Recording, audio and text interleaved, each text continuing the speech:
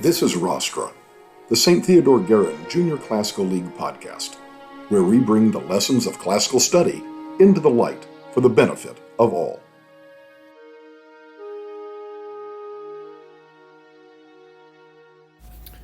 Welcome back to another episode of Rostra. Once again, we've got two guests on this episode. We have Elle, Bennett and Gigi Moringiello talking about something that, as I was saying to Elle just a moment ago before we started this, I doubt the Romans would be very pleased that we are still talking about this 2,000 years later. So what is your topic?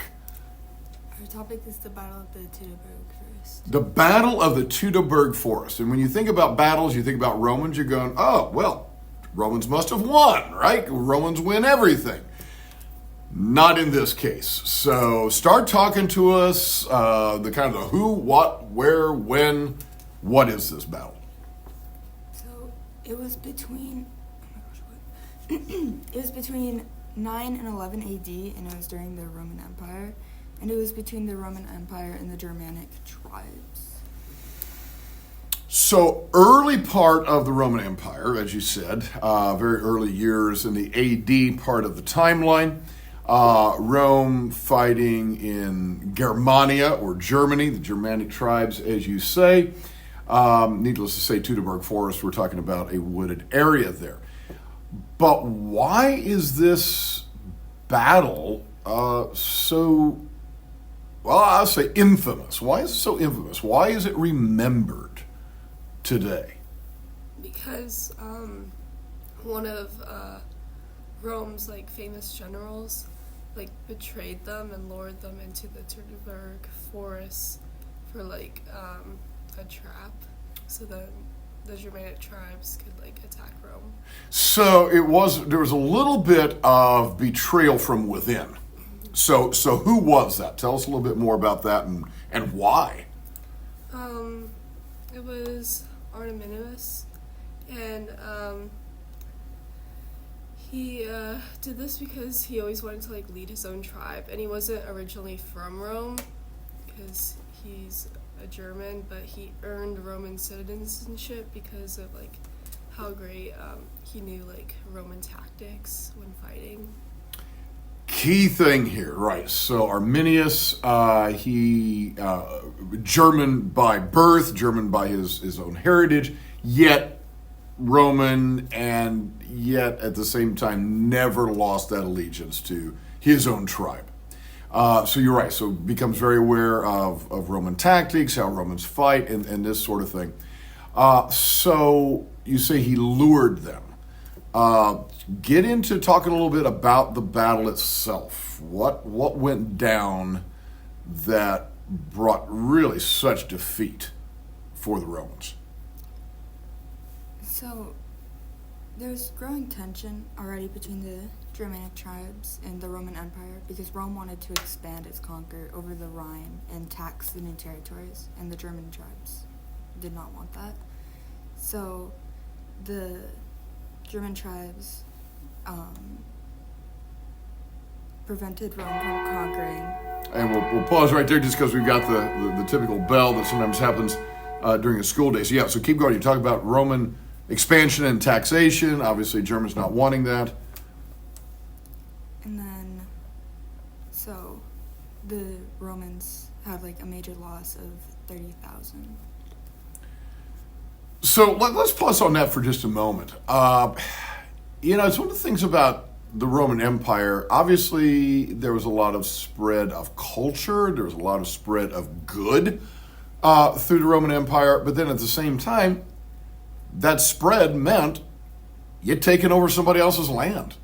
They don't necessarily want that. And not only that, but also the taxation. And that's always seen as unfair and tyrannical in a way. And so you're making us pay money to you, this outside force. So naturally, the Germans are going to push back against that, not wanting a piece of that. So we're going to get to the huge loss and the numbers involved there. But let's back to the business about Arminius luring them. So kind of describe the trap, if you will, because that's really what it was, right? Yeah. So the Romans weren't like familiar with like the Teutoberg Forest, so that's why like Artemis thought it would be like the perfect place to like ambush them. Absolutely. Not familiar with the territory, not familiar with the lay of the land. And the other thing about this is different tactics in fighting, this is true in the modern world, this is true in the ancient world, really are dependent upon the lay of the land. So the Romans, you think about the legions, right? And you've studied this with Julius Caesar. The big lines out on the field of battle, right? The triplex acies. And you kind of need these big open fields for this kind of thing. That sort of warfare is not made for the tight, narrow spaces of a forest. Obviously, you don't have the wide open area there. So a forest is just not set up for Roman tactics. Flip side, Roman tactics are not really made for fighting around a forest. So yeah, and then the fact that they don't really know what's going on. So once they get into this forested area, the Teutoberg Forest, what happens?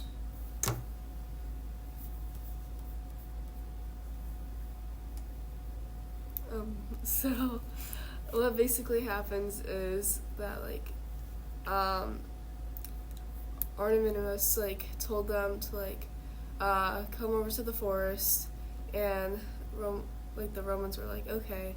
So then they came over, and then all of a sudden like all these Germanic tribes started like attacking them, and which led to like not many being like surviving. Yeah, absolutely surrounded, really. Just boom, all these Germanic forces start coming out of the woods and surrounding them. And then the Romans, who really rely on their trained, their practiced tactics, again, for fighting in a big open field, it just isn't going to work there. And so absolute shocking devastation. And you quoted a number earlier, Elle. Estimates are kind of what was the level of loss? 30,000. 30,000 people. So this was a tremendous defeat.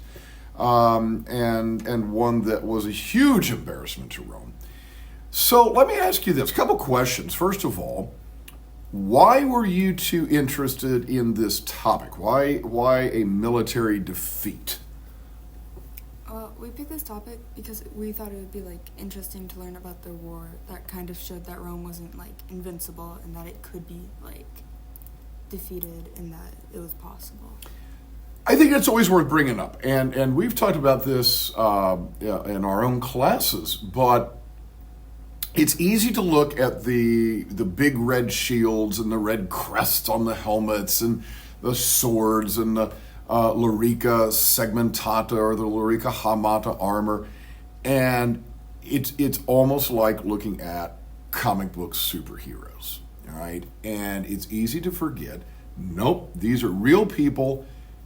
And consequently, there's going to be real successes, but also real failures as well. The Romans weren't invincible; they weren't gods, and so yeah, it's worth a little reality check on that. Now, question, and I don't know if you thought about this, if either one of you thought about this, but is there a particular lesson to take from this, the story of the defeat of the Teutoberg Forest? Because I mean, there's got to be some reason we keep talking about this for 2,000 years. Again, usually it's the victories that you hear about. That's usually what you read in the history books. So why do you think this one has lasted, or we keep talking about this, or what I don't know, lesson or point do you think people could get from this? I think it kind of shows how like nobody is perfect, because even though Rome was like depicted as this like perfect like city, they were still able to be defeated.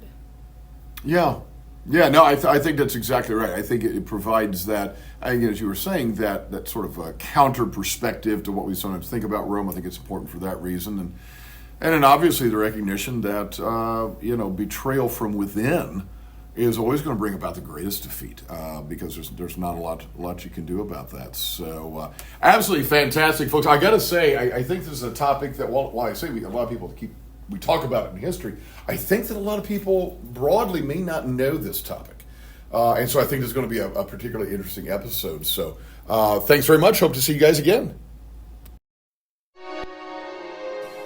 Thank you for listening to Rostra.